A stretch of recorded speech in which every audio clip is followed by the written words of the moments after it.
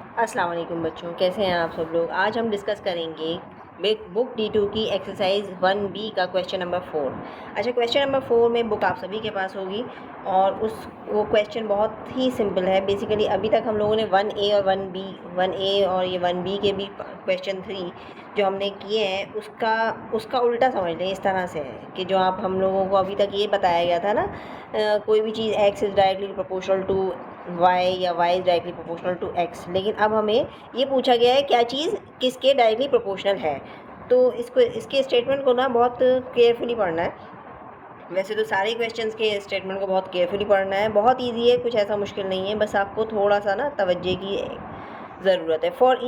अच्छा, question number 4 है, for each of the following question 4 parts हैं इसके। State the 2 variables which are directly proportional to each other and explain your answer. That means इन्होंने ये कहा है कि जो 2 वेरिएबल दिए हुए हैं एक्स एंड वाई, या फिर वेरिएबल तो आपको पता ही है, एक्स वाई भी हो सकता है, पी क्यू भी हो सकता है, ए बी भी हो सकता है। वेरिएबल बेसिकली कॉन्स्ट नंबर नहीं होते। इसमें कहा है कि आपको ये बताना है कि कौन सा वेरिएबल किसके डायरेक्टली प्रोपोर्शनल है। हमें फर्स्ट पार्ट क्या दिया गया है, y is equals to 4x²। अच्छा, ये आप अच्छी तरह से पता है, मैंने अभी तक आपको लास्ट जो एक्सरसाइज में करवाई है या क्वेश्चंस करवाए हैं उनमें आपको एक फॉर्मूला मैंने बताया था, x is directly proportional to y। ठीक है, ये फॉर्मूला है ना, और इसको हम इज़ इक्वल्स टू के उसमें चेंज करेंगे तो इसका क्या होगा, x इज़ इक्वल्स टू, इसे डायरेक्टली प्रोपोर्शनल के सिंबल को हटाने के लिए हमें क्या, इज इक्वल्स टू लगाने के लिए हमें क्या करना पड़ेगा, k से मल्टीप्लाई करना पड़ेगा। That means k is constant, ये आपको पता है। अभी जो हमारी जो फॉर्म ऑफ इक्वेशन है वो क्या है, इस फॉर्म में, मतलब आपको क्या दिया गया है, 4 क्या है हमारा, k, ओके, और x², यहाँ ये y की जगह पे सपोज कर लें और y हम x की जगह पे सपोज कर लें।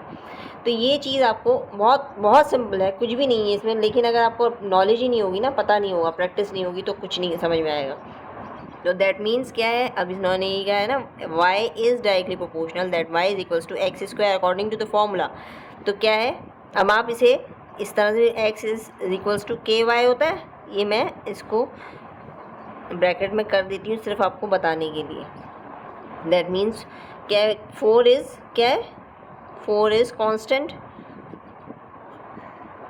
4 कांस्टेंट है। अगर हम इसको इस फॉर्म में ले जाने के लिए, यानी कि हमें कांस्टेंट हटाना पड़ेगा, इसको इसमें लेने के लिए हमें क्या करना पड़ेगा, हटाना पड़ेगा, बिकॉज 4 इज़ कांस्टेंट, ये लिख सकते हैं,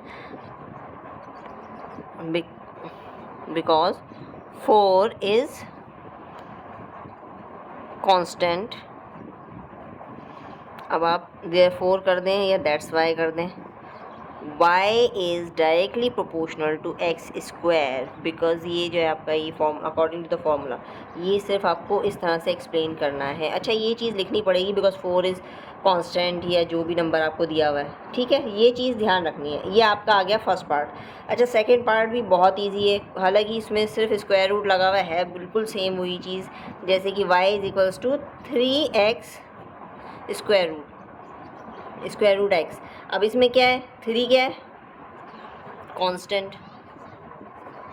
कांस्टेंट है, that means y is directly proportional to square root x। ठीक है, अच्छा ये याद रखना, ये मैंने आपको ये आपको लिखना पड़ेगा, बिकॉज 3 इज़ कांस्टेंट, ये आप लिख लें या फिर इस तरह से, बिकॉज 3 इज़ कांस्टेंट। अच्छा, अगर आपके पास ये, जैसे मैंने फर्स्ट पार्ट में आपको एक्सप्लेन कर दिया है, तो आपको सेकंड पार्ट में इतना एक्सप्लेनेशन की ज़रूरत नहीं है। बट अगर आप एग्ज़ाम में करते हैं तो आपका जो भी एक ही पार्ट आएगा, मोस्ट प्रोबेबली एक ही पार्ट आता है या ट्रू फॉल्स में ही आएगा, ये मुश्किल से इससे ज़्यादा तो आ नहीं सकता, ट्रू फॉल्स में या फिल इन द ब्लैंक्स में। तो आपको एक थोड़ा बहुत आपको एक ही को सही तरीके से लिखना है, लेकिन तरीके से लिखना ज़रूर है। इसी तरह से थर्ड पार्ट में इसके इसलिए, वैसे थर्ड पार्ट ये, इसमें देखो एक चीज़ याद रखना, देखो ये क्या है, y और x², इन्होंने बस एक चीज़ ध्यान में रखना है कि y है, एक तरफ y है, दूसरी तरफ x² है, ठीक है, और यहाँ पर क्या है, y है, स्क्वायर रूट x है, ठीक है। अब थर्ड में क्या है, थर्ड पार्ट में इन्होंने दिया हुआ है y² is equals to 5x³ कहने का मकसद सिर्फ ये है, ये सिर्फ ये लोग ये बताना चाह रहे हैं कि स्क्वायर हो या क्यूब हो या फिर स्क्वायर रूट हो या फिर सिंपल वाई हो, इसे देख के घबराना नहीं है। सिर्फ ये प्रैक्टिस के लिए है। ये होता अमूमन ज़्यादा ट्रू फॉल्स में ही आ सकता है या फिर in the blank that is why square. अब इसमें आपको पता है कि वाई का आपको पता है 5 इज़ कॉन्स्टेंट, वाई स्क्वायर। अब इसको उसी तरह से मैं इसको लिख लूँ 5 इज़ कॉन्स्टेंट, या फिर आप ये कर दें is directly proportional to x cube because 5 is constant.